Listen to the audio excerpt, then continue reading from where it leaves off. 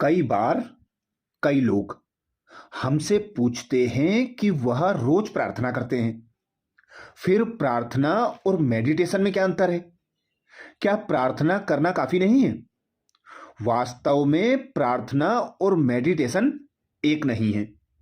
प्रार्थना और मेडिटेशन में बहुत फर्क है। प्रार्थना करना अर्थात मंदिर में गए, हाथ जोड़ा और जो कुछ हमें बोलना था बोल लिया, सर झुकाया और बाहर आ गए। खड़े नहीं रहते सुनने के लिए कि क्या वह भी मुझे कुछ कह रहे हैं। भावार्थ यह है कि प्रार्थना में हम भगवान को बोलकर चले आते हैं, उसकी नहीं सुनते। टाइम नहीं है। ध्यान व मेडिटेशन का अर्थ है हम कुछ बोलें, फिर अपने मन को शांत करें और सुने कि वह भी हमसे कुछ कह रहे हैं, हमसे बहुत अच्छी अच्छी बातें करते हैं। इस संदर्भ में एक कहानी याद आती है। एक समय एक ग्वालवाल गायों को चराने जंगल में ले जाता था। वह उन्हें एक खुले मैदान में घास चरने के लिए छोड़ देता था। स्वयं वह लड़का अच्छी सी जगह देख बैठ जाता था। सारा दिन अकेले में भगवान से बातें करता रहता था। रोज उसके मन में अलग अलग विचार आते थे। एक दिन उसके मन के अंदर विचार आया कि जैसे मैं गायों को छोड़ देता हूं और सभी घास खाती रहती हैं और मैं शांति से इस झाड़ के नीचे बैठा रहता हूं, ऐसे ही ईश्वर ने भी हमें इस संसार में छोड़ दिया है। हर एक अपना अपना कार्य कर रहा है और अपनी कमाई खा रहा है। अब वह भी मेरी तरह शांति से कहीं बैठा ही होगा ना। वह ग्वाला अपनी भोली समझ से सोच रहा था और मन ही मन भगवान से बातें करने लगा। हे भगवान, आप भी कहाँ अकेले बैठे होंगे, मैं भी यहाँ अकेला बैठा हूं। मुझे तो पता नहीं कि आप कहाँ हो, लेकिन आपको तो पता है कि मैं यहाँ हूं। क्यों नहीं थोड़ी देर के लिए आप यहाँ आ जाते, हम साथ बैठेंगे, कुछ बातें करेंगे, गपशप करेंगे, टाइम पास करेंगे। वह अकेला अकेला बड़बड़ाता रहा। उसी समय में वहां से एक पंडित जी गुजर रहे थे। पंडित जी ने देखा यह लड़का अकेला अकेला कुछ बड़बड़ा रहा है, तो पूछा, ए लड़के, किससे बात कर रहा है? लड़के ने कहा, किसी से नहीं। पंडित जी ने कहा, अरे तू बड़बड़ा रहा है, किससे बातें कर रहा है? तब उस लड़के ने कहा, किसी से नहीं, भगवान से बातें कर रहा हूं। पंडित जी ने कहा, भगवान से बातें कर रहा है? क्या बात कर रहा है? हम भी तो सुने। तो उसने अपने मन के भाव व्यक्त किए कि भगवान से कह रहा था कि थोड़ी देर के लिए वह आ जाएं, बैठेंगे, बातें करेंगे, टाइम पास करेंगे। पंडित जी को उस लड़के पर बड़ा गुस्सा आया और कहने लगे कि भगवान कोई टाइम पास करने के लिए है क्या? तुम जानते भी हो भगवान कौन है, और यह कोई तरीका है भगवान से बातें करने का? उस लड़के ने कहा, पंडित जी, मुझे तो ऐसा नहीं आता है, मैं तो रोज ऐसी ही बातें करता हूं।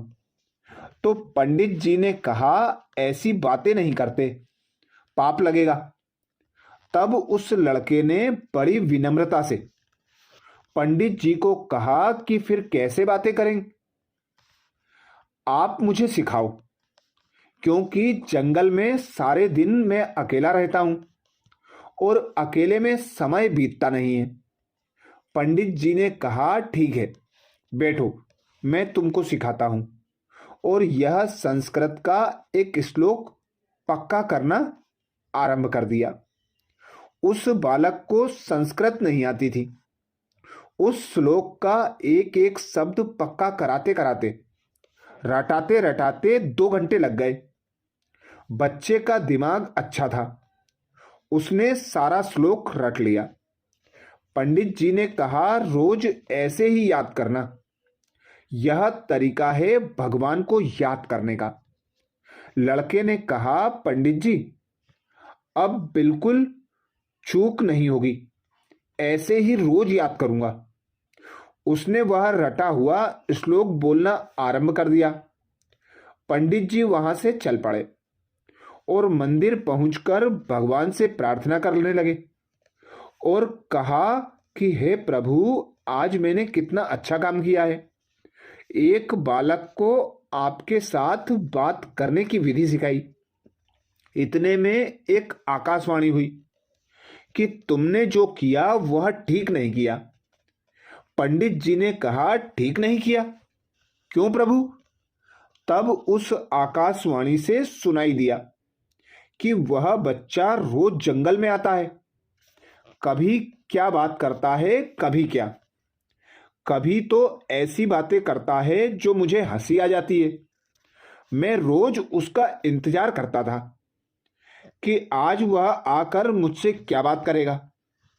वह बच्चा मुझे खुश कर देता था, लेकिन आज से तू उसे जो रटा के आया है वही रटी रटाई बातें बोलता रहेगा, जिसका भाव भी वह नहीं जानता। उन भावहीन बातों को सुनने में मेरी कोई रुचि नहीं है। आज से तूने मेरे एक बच्चे को मुझसे दूर कर दिया है, यह अच्छा नहीं किया। कहीं हम भी वही रोज रटी रटाई प्रार्थना तो नहीं बोल रहे हैं? अगर रोज रटी रटाई प्रार्थना बोल रहे हैं तो भगवान को उसको सुनने में कोई रुचि नहीं है। भक्ति में भी यही कहा हुआ है, भगवान भावों का भूखा है। उनको बड़े बड़े अलंकारी शब्दों वाली कोई प्रार्थना नहीं चाहिए, उनको तो दिल से कही हुई भाव भरी बातें चाहिए। तो इस कहानी से विशेष हमें यही शिक्षा मिलती है कि प्रार्थना रोज एक प्रकार से की जाती है। मंदिर में गए, अगरबत्ती लगाई, भगवान के आगे सिर झुकाया और जो हमें बोलना था, जो हमें मांगना था, वह मांगकर हम आ गए। हमने भगवान की तो सुनी ही नहीं। अब आता है ध्यान योग अर्थात मेडिटेशन। मेडिटेशन में हम भगवान से बातें करते हैं, भगवान की सुनते हैं। भगवान जो हमें इशारा देते हैं उस इशारे के अनुसार स्वयं का परिवर्तन करते हैं। इसीलिए मेडिटेशन अर्थात ध्यान योग को आत्मबोध का आधार बताया जाता है। ध्यान योग से हम स्वयं को जानते हैं, भगवान को पहचानते हैं, भगवान से अपने मन की बातें करते हैं। और रोज ध्यान योग करने से नई नई बातें मन में आती हैं। हम स्वयं को जानते हैं, अपने अंदर की कमी कमजोरियों को पहचान लेते हैं और भगवान से शक्तियां लेकर उन कमी कमजोरियों को शांत करते हैं, शांति और शीतलता को प्राप्त करते हैं। इसीलिए मन को शांत और शीतल बनाने के लिए, मन को शक्ति संपन्न बनाने के लिए ध्यान योग किया जाता है, ना कि प्रार्थना। प्रार्थना से हम केवल भगवान तक अपना संदेश पहुंचा सकते हैं, भगवान की नहीं सुनते। भगवान की सुनने के लिए हमें एकांत में बैठकर भगवान से कनेक्शन जोड़कर भगवान को अपने सच्चे मन से, अपने सच्चे दिल से बातें बतानी होती है। फिर उन बातों का जवाब भगवान से जानने के लिए शांत होकर बैठना होता है। तो हमें भगवान से टचिंग मिलती है, शक्तियां मिलती है। अच्छा, ओम शांति।